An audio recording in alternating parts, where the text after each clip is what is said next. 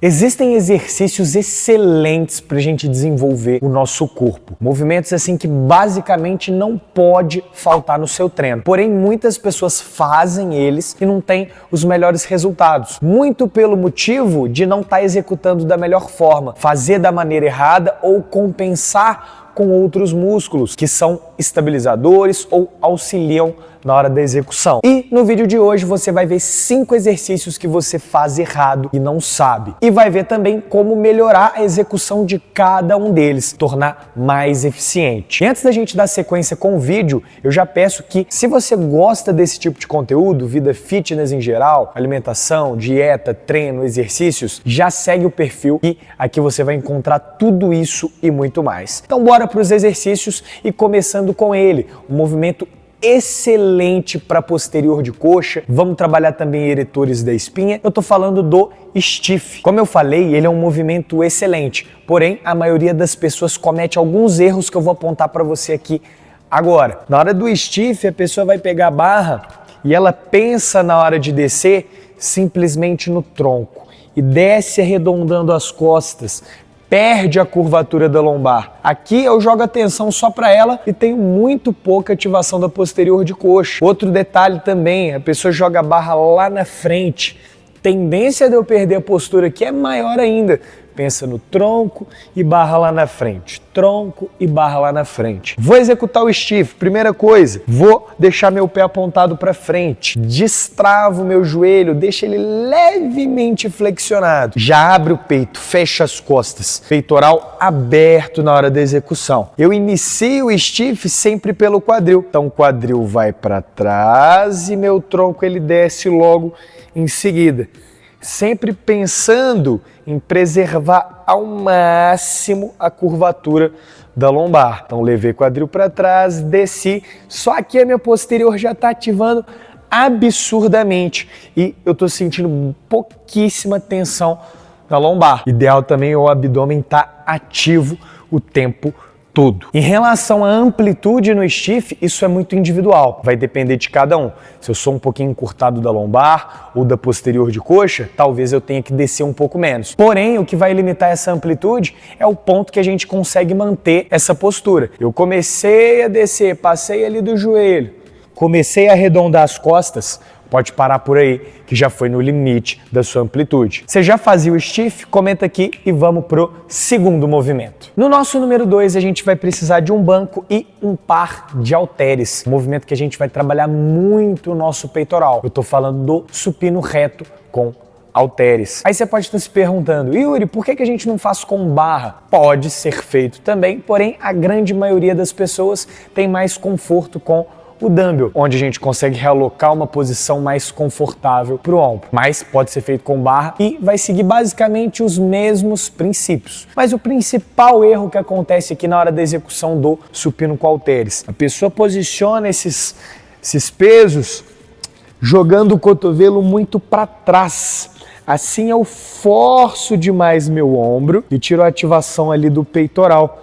Aqui, ó, tensão demais articular e assim eu coloco meu ombro numa posição de muita tensão. Quando eu for fazer o supino com halteres, o que eu preciso fazer? Primeiro é tirar esse peso do chão com postura, vou tentar manter meu pé firme no chão, nada de ficar com perna, glúteo, coxa relaxado. Vocês vão manter tensionado o tempo todo. Eu vou deitar no banco, posicionando o peso ali na fase inicial. E o que eu quero aqui? Glúteo apoiado no banco e escápula também. Nada na hora de desenvolver esse peso de ficar tirando o ombro de apoio. Então apoiei a escápula, glúteo apoiado, a lombar pode perder um pouquinho de contato com o banco. Você só não vai exagerar nisso, senão a tensão na lombar é maior. Palma da mão levemente voltada para frente. Quando eu for descer, eu vou pensar em não jogar meu cotovelo para cima. Eu vou levar ele levemente para baixo, flexiono meu cotovelo, alongo meu peitoral, estendo basicamente tudo, sempre pensando na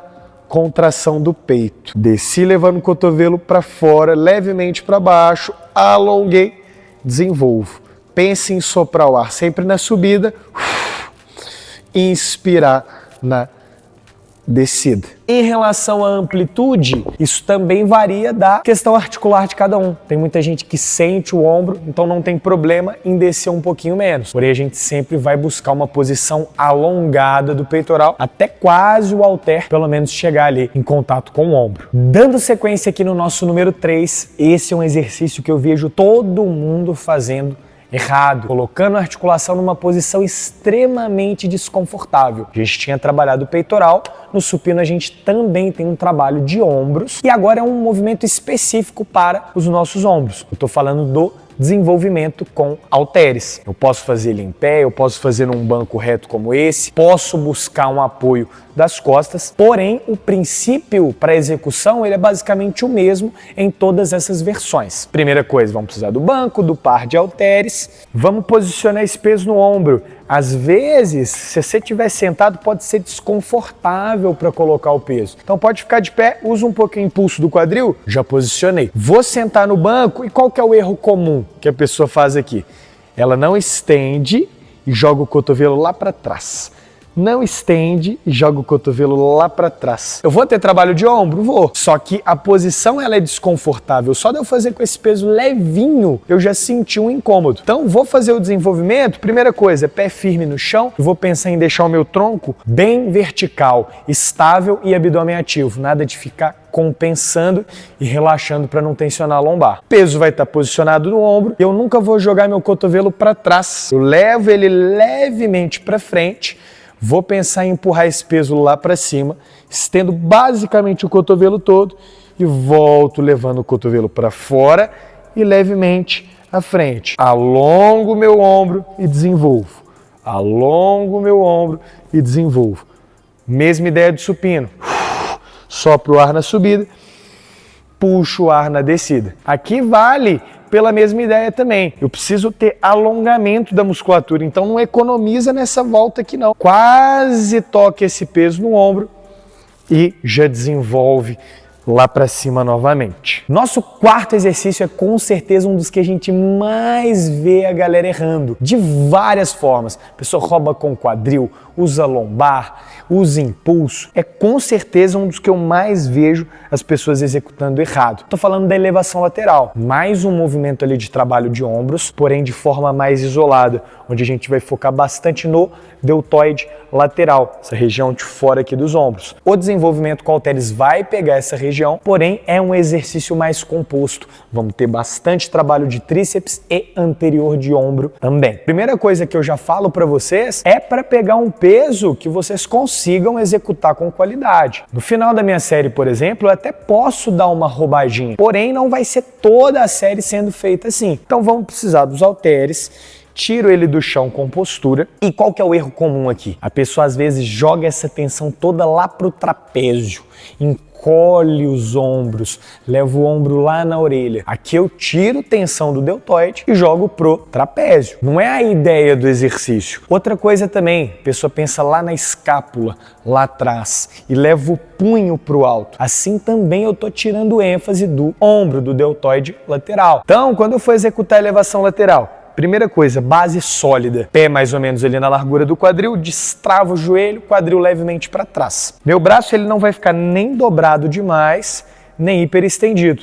Eu destravo meu cotovelo levemente flexionado, que eu coloco a minha articulação numa posição mais confortável. Outro ajuste que a gente vai tentar fazer também é não levar esse peso lá para trás. Eu vou levar ele levemente para frente, pensando em não movimentar tanto as minhas escápulas, que assim eu tiro a ênfase do trapézio e jogo pro deltoide. Na hora de elevar esse peso, eu vou pensar em levar ele para longe do meu corpo e não pensar no meu punho indo para cima. Eu quero que vocês pensem em levar o cotovelo pro alto. Então, postura, cotovelo pro alto.